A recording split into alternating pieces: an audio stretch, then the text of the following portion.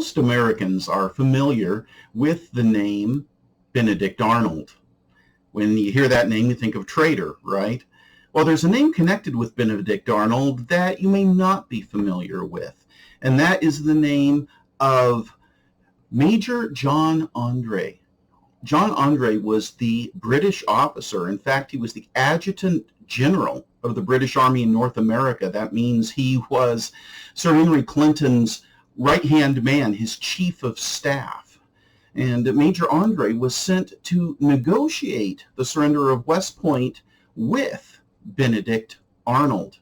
I'm Ron Eckelbarger, and in this video I'm just going to briefly talk about the paper that I am going to write regarding the capture of Major John André. He met with Arnold in the wee hours of the morning on September 22nd and left that meeting with papers tucked in his shoe, very incriminating papers that had the plans for West Point, among other things, there, tucked actually inside of his sock and inside of his boot. Well, he was caught on the morning of the 23rd in what was perhaps a comedy of errors, a very tragic comedy for Major John André, which led to his trial and execution only a week later on October 2nd. I had hoped to be able to do a video presentation on location, but due to COVID and due to the fact that I live in Ohio and all these events took place just north of New York City on the Hudson River, and the expense thereof, travel restrictions, all that kind of good stuff, made it very impractical for me to do. Maybe someday I will do that.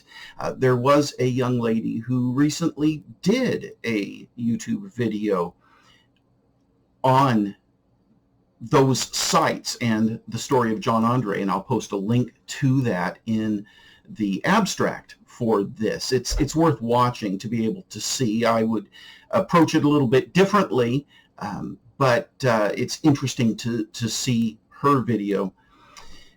The main focus of my paper, and what would have been the focus of the video had I been able to do this, is not so much the story, although the story is important and we need to understand what happened with Benedict Arnold, the traitor, and his relationship with John André, and what happened that caused André to end up being caught by the Americans and then hung as a spy. But the main focus were the mistakes, I guess you could say, that André made that led to his capture. André made some fairly major mistakes, such as disobeying General Clinton's direct orders not to go behind enemy lines, not to carry papers on his person, not to change out of his military uniform.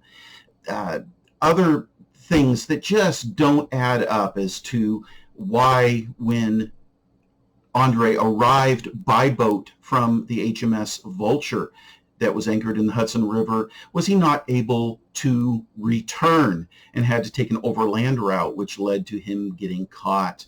And perhaps the most fatal mistake of all, and the biggest mistake, is when he was caught. His three captors were Americans. He did not know this. In fact, he assumed they were on the British side because one of them had a Hessian army uniform, which had been given to him when he was a captive of the British. That assumption led him to reveal who he was and inconsistencies in his story, thereby leading his captors to turn him over to the American authorities and subsequently being tried and convicted and hung as a spy.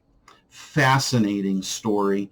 I will put links to several books that tell this tale as well in my abstract, and I will post later a link to my paper in case anybody wants to read that. It'll be in the reply section once I get that paper done. But I really enjoyed studying about Major André. Fascinating man, fascinating story of betrayal and drama in the Revolutionary War.